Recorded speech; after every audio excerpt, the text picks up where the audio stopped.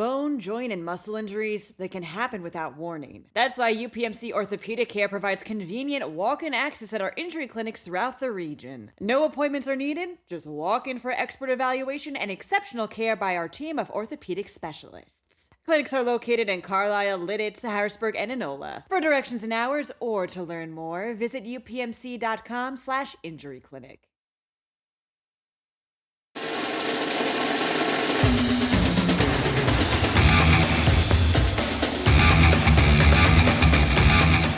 All righty, welcome to another edition of Pennsylvania High School Football Report podcast.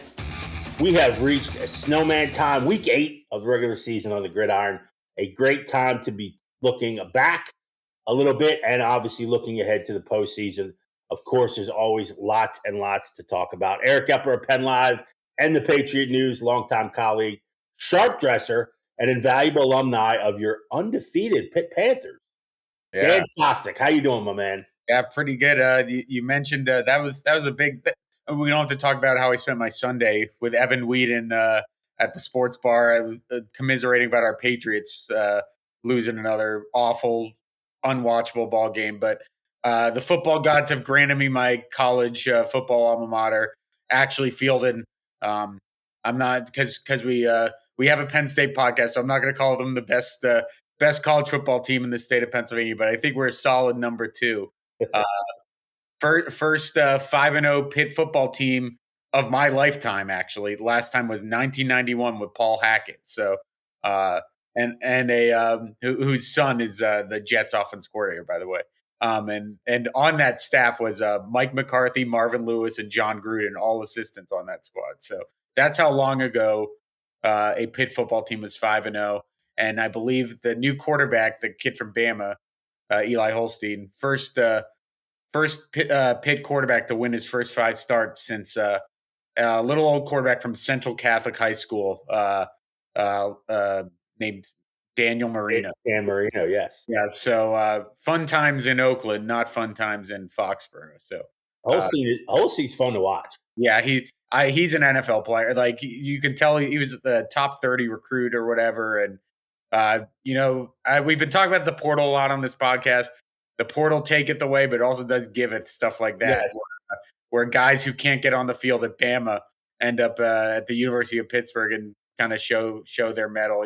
He gives you some Josh Allen vibes at times. So it's been fun to watch that.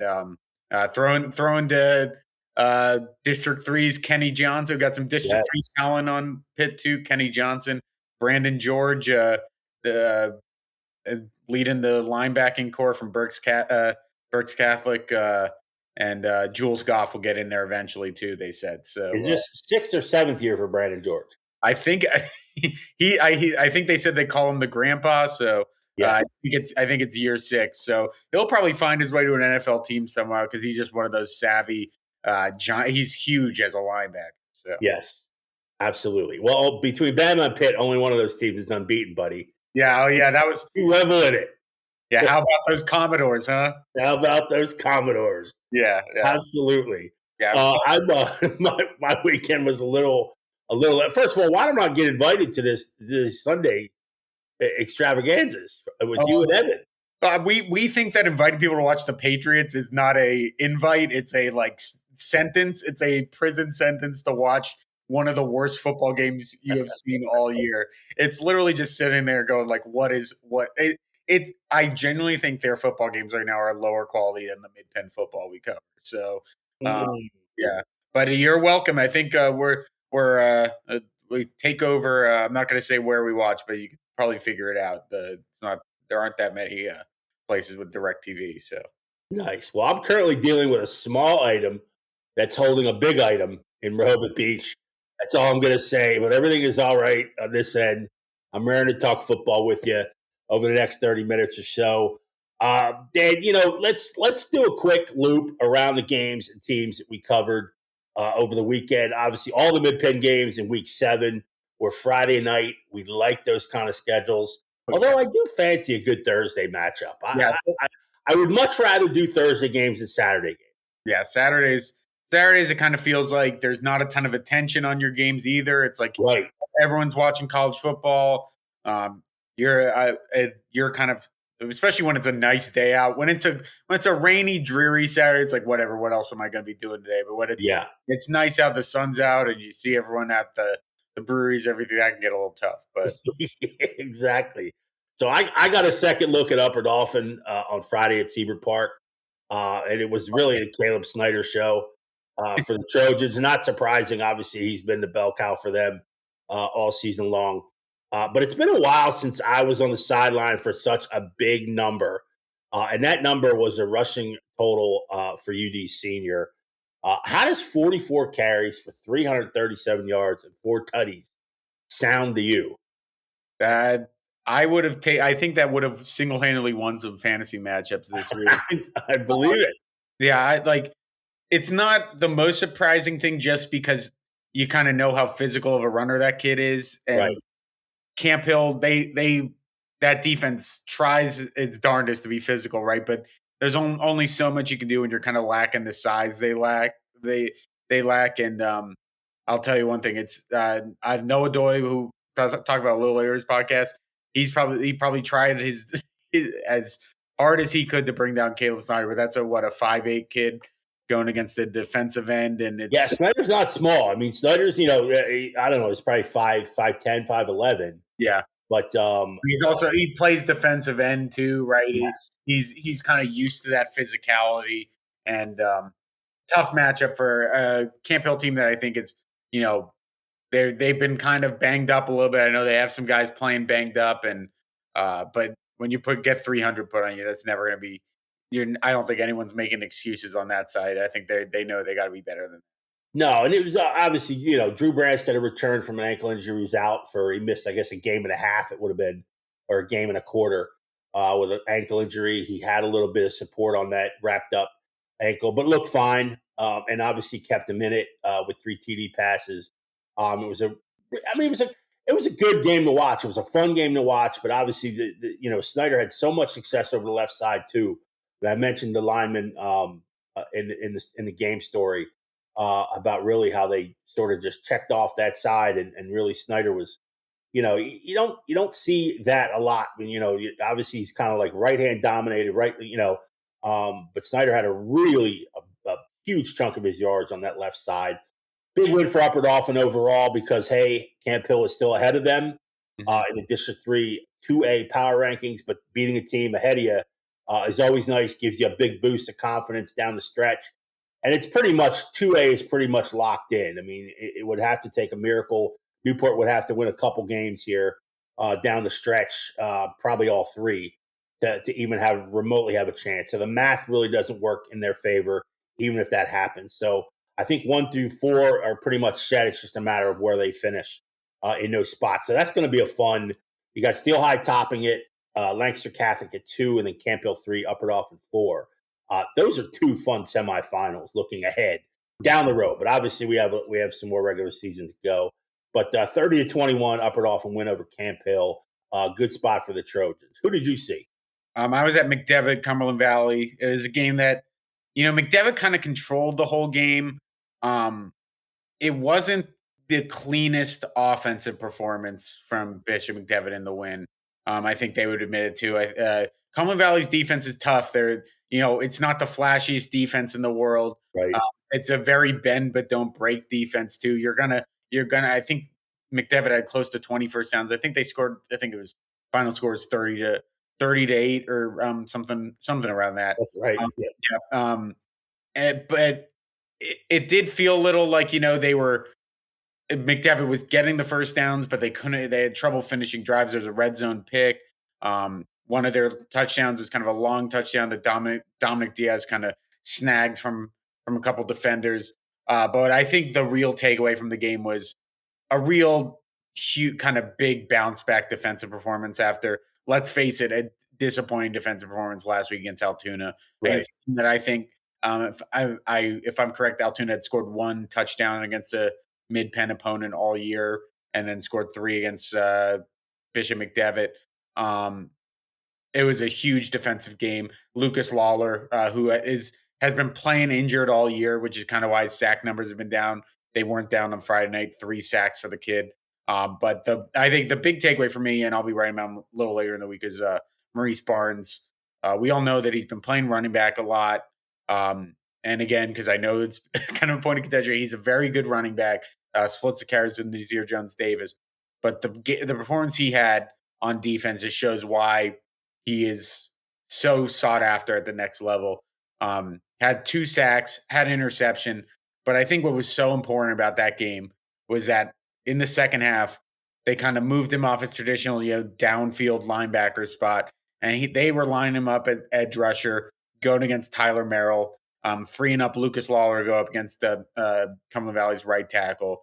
And he was, Merrill was winning a decent chunk of those battles, but Barnes was getting the best of, the 4-star offensive tackle as well. And that just goes to show what a versatile piece that kid is. He's not a man of many words. He's not. He was given all the credit to the rest of the team and everything. But you talk to Jeff Wechter, you say the kind of the growth he's put on from that kid who's as a freshman was getting varsity time until he got injured in the playoffs to now being one of those leaders on the defensive front. And if McDevitt's going to win this year, I do think that it's a good offense this year. It's not that offense that with Rico Scott and Tyshawn Russell and Marquise Williams and all these super weapons. It's going to be an offense that's going to, march down the field and score, but they're going to have to have that defense humming, I think, if they want to win another state title. I think Jeff Wechter would tell you that as well. And so it was a good game for Danny Lanzana's crew out there. They also have some younger pieces too that I think you're going to be seeing more and more of in the coming weeks too. So good performance. Cumberland Valley side, Cam Wolf, their freshman quarterback, got hurt first play. And Grant Shepley came in and had some moments, but also it's just been a struggle offensively for Cumberland Valley all year. So we'll see how the Eagles manage that. They still have a Harrisburg matchup. Yeah, it was very, very important for McDevitt to get back to that defensive, get a good one under your belt because you give up 300 plus yards rushing to Altoona. I know it's an option attack; it's a little bit trickier. Discipline's a little bit tougher to come by in that, but that should not have happened if you're Bishop McDevitt. So getting back to that defense and holding a very competitive and a team that can make you do some things make things a little bit more difficult offensively. Certainly, it's Cumberland Valley. So good win for McDevitt there too. All right, Dan. As we move on here, heading into week 8, we're starting to see a homecoming games, and B, we're going to get senior days. Senior players obviously being celebrated, parents walking with them in pregame and all that good stuff. So we thought we would single out some seniors that have been, and again, this is not the be all end all list. These are guys that we talk about a lot of these kids, a lot of other kids. So we're trying to pinpoint some other kids that we might not have talked about as much this year as we should have. That it's our sort of senior day. We're giving these guys some shine. So exactly, and we just talked about Bishop McDevitt. We're going to get this guy out of the way because I think as far as beginning to end of career, and obviously the career is not over yet. Lots of football to go, but this guy's been one of the most influential players in the Mid-Penn in his 4-year stretch. Just for sheer volume of numbers and sheer volume of wins. Stone Saunders. We talk about Stone a lot. Yeah. Who's that guy? McDevitt, that quarterback. He's pretty good. But everybody knows at this point Saunders is now Pennsylvania's best in career passing touchdowns. He went over that mark against Altoona 2 weeks ago. He's got 180 career touchdown passes now. McDevitt's 6-1 start. The Kentucky commit, he's now just over 1,900 passing yards, Dan, away from topping Alex Irby's all-time mark in that category. So that'll be on the watch list now. I don't know if that's if he'll get that. To be honest with you, I think in the beginning of the season we thought it might have been a foregone conclusion just because He went for 3,400 yards as a sophomore, 3,500 yards last year. And if he got around 3,300 yards this year, which typically means you need to at least make semifinals Yeah. based on his average over the course of his career. And McDevitt certainly, is in line to do that and more if they hike up their britches. And but anyway, that's the next thing to go if the ride for McDevitt continues. But I think what the most impressive part to me about Saunders is I think he's something like, and I didn't check this. I think it could be right. It could be a game off. I think he's 48-4 all time Yeah. as a starter, and that to me is the most impressive part of his career. You're at 48 wins already, and you've got potentially what 8 victories still out there. Yeah. If they make the run to the finals. So that to me is just says how much he's meant to the not only McDevitt but the Mid Penn Conference. Yeah. I mean, people on the other side are going to do the thing where it's like, oh, well, it's at Bishop McDevitt, so it doesn't matter that you just automatically win football games. We just watched on Saturday. You don't automatically win football games. We literally just watch Alabama. It's obviously a little apples and oranges, but Vanderbilt beats Alabama because it's hard to get your team ready to play every week of the Yes. and especially now in the Mid Penn Commonwealth where you're going against better opponents. To be 6-1, I know the Harrisburg loss was a tough one, but probably play that game again. I think that game's a 50-50 game, and I don't. So, but yeah, it's hard to kind of state how good he's been. My first game at PennLive was Saunders' first game as a freshman against LaSalle. So I've kind of lined up pretty evenly with Stone. So I've literally watched him from his first snap. And he's just been the model of consistency for them, right? Like it just helps to have a guy who's been there and seen everything. Did get to see his longest run of his career, I believe. This past year, he had a 34-yard rushing touchdown, which wow. I guess he's going for the rushing records now. But just obviously bringing only the second state title in McDevitt history back to the Rock's a big deal, and we'll see what he does at Kentucky. It's going to be a big jump there for sure. But he has his legacy pretty set in Harrisburg. Yeah, absolutely. Bone, joint, and muscle injuries, they can happen without warning. That's why UPMC Orthopedic Care provides convenient walk-in access at our injury clinics throughout the region. No appointments are needed, just walk in for expert evaluation and exceptional care by our team of orthopedic specialists. Clinics are located in Carlisle, Lidditz, Harrisburg, and Enola. For directions and hours or to learn more, visit upmc.com/injuryclinic. All right, we're going to move on to a running back that you and I both, well, not just a running back, but we're going to get to this guy quickly here. Grant Hall from Big Spring. I think both you and I had him down on our list. We didn't talk beforehand, which is why we crossed over. But Hall really has been a revelation for the Bulldogs. I mean, he's a guy who played in all 10 games as a freshman and just sort of skyrocketed into a complete versatile two-way star. I mean, think about this for a second. Hall narrowly went over 1,000 rushing yards with 10 TDs last season. Okay, he's already over 1,250 yards, and he's got 14 tutties through 7 games. And another tidbit that I want to mention about him is just the ability as a receiver. That's what separates him, I think. This guy is the perfect fantasy RB1 spot guy. Yeah, I mean, he really is. PPR. He's average, and not only does he catch balls out of the backfield, but he's averaging 20 yards per catch in his career. 20 yards. I mean, that's really unheard of for a running back. Yeah, and the other thing that I think is so impressive about the kid is, first off, he's 5'9". We got to start there. 5'9", 180. In his career, he's averaging 8.1 yards per carry, and he's not playing. Like, credit to Big Spring, a pretty solid program, right? But it's not like he's playing it behind the Washington offensive line of the 70s, right? Right. He is earning these yards with his quickness, with his agility. He fights for everything. Like, he's just a guy that has clearly been. He's basically their offense. Like, every time we do these roundups of the stats and everything, it's like Big Spring has 21 points. Grant Hall has 3 touchdowns. Yeah. Just been an outstanding career. You're not going to find too many players in the mid pen with 3,000 career rushing yards and 1,000 career receiving yards and 10 touchdowns as a receiver and 30 touchdowns as a running back. It's just an ultra productive player who they haven't had a ton of.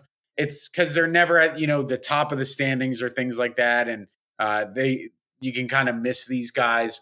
And it's because it's not just a volume thing, like we said. He's super efficient as a runner. It's not like he's getting 35 carries to get these 1,000-yard totals. He's taken 138 carries to get 1,241 yards. Just an awesome player.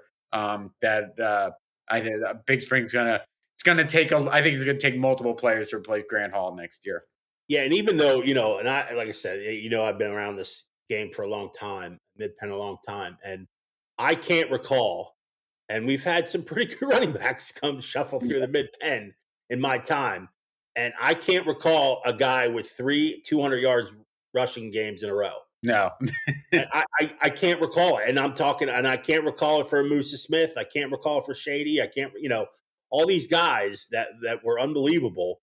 I don't think I've ever seen this. And also you watch football at every level, right? Yeah. You see these super talented running backs that have no idea how to catch the ball out of the backfield. Right. Absolutely none. It's one of those things that, because if you play Madden, you play video games, you just press a button, you throw the ball to the running back, and they catch it, right? It is obviously not that easy of a thing to do. And Grant Hall has been as good at it as anybody in I would say the entire district, honestly, over the past 2 years, is being a receiver out of the backfield and being able to run routes, catch the ball on screens, make guys miss. It's really not this simple thing where you just catch the ball. So a lot of credit to him, because he's kind of really lifted that offense up the last few years. 100% agree. All right, who's next on your list? All right, so next on my list, I think another overlap guy, and it's another do-it-all player. We kind of briefly mentioned earlier. It's Noah Doy Camphill, and his brother, obviously Christian, kind of did similar things, but I think Noah's even been a step further in terms of a true Swiss Army knife. And you know how I know that is because whenever we write about him, I have no idea what position to write for either either side of the ball. Do I call him a running back? Do I call him a wide receiver? Do I call him a linebacker? Do I call him a defensive back?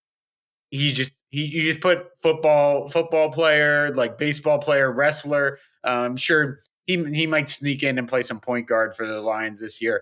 I think he's among the leaders in tackles, interceptions, rushing. Like, he's just everywhere for this team. He does everything for the Lions. Obviously, especially with Kobe Morgan, who was kind of their Swiss Army man last year. Right. He really just does everything for the team. I got a text at the Camphill Juniata game that said Doy is out from Simmers, and I asked everyone, they're like, "Oh no, Doy's not out. That would be really bad." Turns out Simmers had seen Christian Doy on the sideline. Oh. I was like, well, I'm sure they would take him on the field if they could. But it's just one of those things where when you tell someone Doy's out, they'd be like, uh-oh, because that's not good, because he does so much for that team. But just a really great career for the Lions. So sad to see. I don't know if there are any more Doys coming, but if not, they're going to be. I don't think so, but I think his dad does actually the markers in the sideline. Mm-hmm. And he's listed at 5'9". I mean, at least on the roster at 140 pounds. I believe the 140. I don't believe the 5'9". But I mean, he plays like he's 6'3". Yeah. I swear, and I'm thoroughly convinced that if you put that kid at nose guard, he's going to find a way to get 3-4 TFLs, a couple of sacks during the game. I mean, I'm thoroughly convinced, because he plays like a tank. He really does. He's fast, obviously, but he plays like a tank. He's the guy who loves the contact. And I focused a lot on him for a couple of series. I just watched him as a strong safety, which is where he lines up defensively. And you mentioned his amount of tackles, and that's obviously a product of the offense of the defensive front just not being not having the size to kind of compete. Obviously, Kaler Schneider got to the second and third level a lot, and Doy was in on a lot of tackles. But he loves the contact, and he's a good strong safety, and he's got a nose for the football. He's just the versatility is amazing, and he does it in every damn sport he signs up. Yeah. He's that impressive of a student. So yeah, obviously senior day, that is certainly for Noah Doy. All right, you got another one you want to throw out there? Yeah, let's go to Severance Field. He won't be playing. He didn't play last week, but Kymere Williams, another sort of Noah Doy type, right, where he kind of is a really versatile piece. Sometimes he's lining up as a linebacker, sometimes a defensive back, sometimes he's a running back, sort of a slot receiver, sort of wildcat quarterback. Kymere Williams has just been just such a fantastic player for that program for the last 4 years. He's just it obviously comes from a talented family, right? His brother Kyle was a pretty awesome player in his own right. But Kymere is just, I don't know. I just think he's a guy that doesn't put up the huge numbers, which is why he can kind of fall behind the wayside a little bit. He's because obviously Quincy Brandon's a big interception guy, right? And Terrell Reynolds was a big sack guy in the past. And he's never the leading receiver, the leading rusher, but that kid's so important to everything Harrisburg does, and everything Harrisburg does involves a lot of winning. So I just think he's had a really good career. What St. Francis commit, right? He'll be playing at St. Francis next year. So yeah, just always a really fun player to watch. Yeah, he's another guy too. Not the biggest frame No, on him, but if you put him at outside backer, he's going to thrive. You put him at in the secondary, he's going to thrive. We've seen him return kicks and punts. He's been electric in that regard too, and obviously his skills as a wide receiver. So yeah, the versatility is what stands out to you about Williams, and yeah, he's been a tremendous player for them. I'm going to stay in the Commonwealth, Dan. I think both of us had this guy from State College, this Ty. I always say, I think it's Salazar. Is that correct? I think it's Salazar. All right, I want to pronounce it correctly because I think we've butchered it in the past.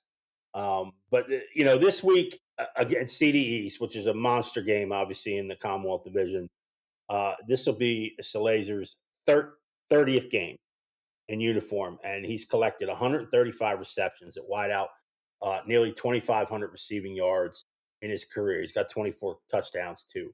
But his value really doesn't stop there. It goes with what we talked about with Doy and Williams. He's got 13 career interceptions. That's a lot. That's a big number for a high school football player. 6 of those picks, of course, came last year in SC's 11-win season as his junior year.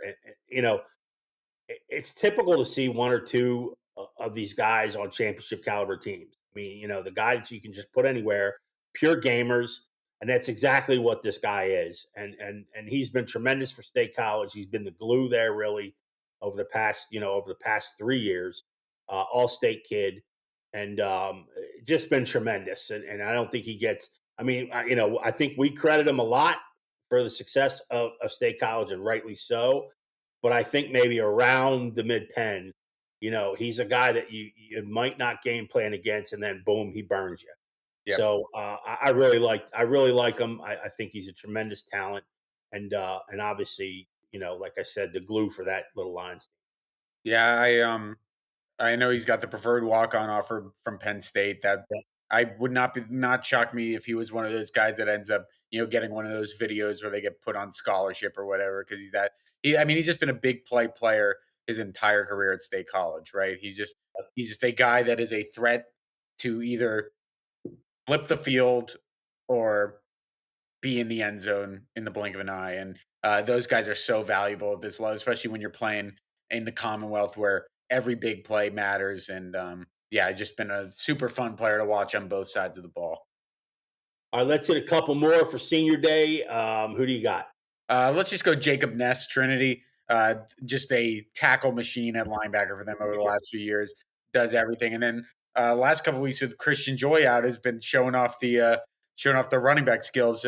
I also did not realize until looking up his stats today that Jacob Ness was also a character on Prison Break. So perhaps perhaps that should be his nickname, Prison Break, because it kind of it would be a kind of apt about how he pursues running backs. He's just blitzing at you, trying to get you out of there. So maybe I'll workshop a little more, but he's been a really key player, just always at the every leaderboard on that side of the ball for the Shamrocks. Yeah, and Shamrock 6-1, which is I think we're all surprised by that. Yeah, Obviously, we knew a couple of guys obviously that were returning were big play guys, and obviously those guys that keep programs together. But Ness is a kid that probably had opportunities to move on when all the chaos, if you will, was happening in the offseason with Trinity, and he's been tremendous. And yeah, he looks the part and plays the part. That I will say that about Ness for sure. I'm gonna go. I'm gonna go to Greencastle Antrim. I'm gonna say Carter McCauley. It's a kid that we both have written a lot about in roundups. I've seen McCauley more as a baseball prospect, as an outfielder and pitcher for the Blue Devils more than a football player. he's making a little bit of a question now. But now it is a question. I mean, I saw him. He just visited Penn State. He was on the recruiting list there, and 120 yards this past week against Milton Hershey. yeah, I mean, 13 grabs is kind of a ridiculous number Yeah. in a high school football game. But he's a guy who's steadily improved each season. He's a big target, 6'3", 180 pounds, and he's been a real matchup problem for defenses for quite some time. I just like his no nonsense approach. I think that some of that comes from dad being around around him, but he catches everything, and he often is the guy who provides a spark for him. Even though the Devils are struggling to piece together wins, his presence always seems to keep them. They've got such a misleading record, right? Every one of their games is like down to the wire. Like they've had a really kind of one of those bad luck seasons. You kind of see a couple of these every year. It's like if you flipped a coin 100 times for all their games, they could be 8-2. By the end of a year in a different year and be vying for a colonial title. It's just one of those years for them, really. Yeah, absolutely. But Carter McCauley's been a fun player to follow, and he's also they on their basketball team in the winter. They have I believe they had like 6 players play. Like he basically didn't get a break on the basketball court, so he kind of does it all for all those sports. Absolutely. So he's my next guy. So we have anybody else on the list? Just wanted to give some love to a couple senior linemen: Quade Bowden, Wes Perry, Mason Lubold, Susquehanna Township. Just 2 guys that have been longtime starters for those programs. You don't get a ton of longtime starters on in the trenches, right? Because you kind of have to build up to that. But those guys have been solid offensive linemen for lines that have consistently gone better over the years. Obviously, that West Perry line has been really good for the last few years. The Hannah one's been one that I think kind of emerged last year with Dorian Smith running the rock, and now this year helping Xavier Rivera emerge as well as that passing game. I know Mason Lubold's getting some look from Ivy type schools and things like that, but 2 really good senior linemen in the area. Well, it's interesting too with Hannah. Obviously, TD Evans, throws a lot from the pocket. And I know when he gets flushed out, obviously he's dangerous as a runner, but he throws a lot from the pocket. He's in a shotgun formation, and he's had plenty of time in the 2 games that I've seen at Susquehanna. He's had plenty of time, and that's a big reflection on Lubold up front. Those are 2 good guys to mention. My last guy, Dan, I'm just going to mention is Aaron Angelo from East Pennsboro. I think he's a guy too you can pretty much line up anyway. He plays running back, wide out. He's outside linebacker type good. But anybody who's watched the Panthers this season knows that his presence, makes an enormous difference. If you remember, he missed most of last year, with injury, but his versatility as a hybrid back and outside linebacker has moved. He's really moved East Pennsboro into that kind of lookout, just in case lookout kind of section of the mid pen. These are the teams that they might not have the best overall talent. They might not have the biggest size. They might not be the fastest team, but you're going to get 100% out of every single one of them, and that's a big reflection on John Dennison, obviously the head coach. But Angelo's really a guy that you can put anywhere and be successful with. And man, every team needs 5 or 6 of those guys. You know what I mean? Yeah. If you have them, boy, you got something cooking. And Angelo's been really, really impressive. Another baseball guy Yeah. that I see a lot of over the Yeah. last couple of years too. So congrats to him on senior day. I think that just about does it, Dan. Yep, I think obviously there are a lot more seniors, and Yes. we'll have plenty of time to run through them. But we start when we get to the football field now. One of the first things I ask the press box is it homecoming or is it senior day? And Yeah. always a fun extra 10 minutes of halftime when you sit through that. Gives you more time to start writing your story. So I always like that. But it's the senior day type part of the season, and it's always good to get these kids recognition because there's a lot of these guys. It's kind of the peak of their football careers, right? Because you go to Right. college and you become more of a role player, more of a kind of fitting into basically an all-star team of all these kids. So it's a good chance to kind of look back on kind of these big moments in their football lives. Or you just train your body to make sure you get up for those 8 a.m. classes. Yeah, that was not me. So No, that was not me. That was not me either. at least I would catch up on the PowerPoints later in the week. Yeah. Yeah, just put this recorder on. I'll get Yeah. it later. Yeah, Yeah, exactly. exactly. All right, Dan, that'll do it for this edition of the PA High School Football Report. Check us out all week for previews and picks and game features and things like that on PennLive.com. For Dan Sostek, I'm Eric Epler. Thanks for joining us, and come back next week.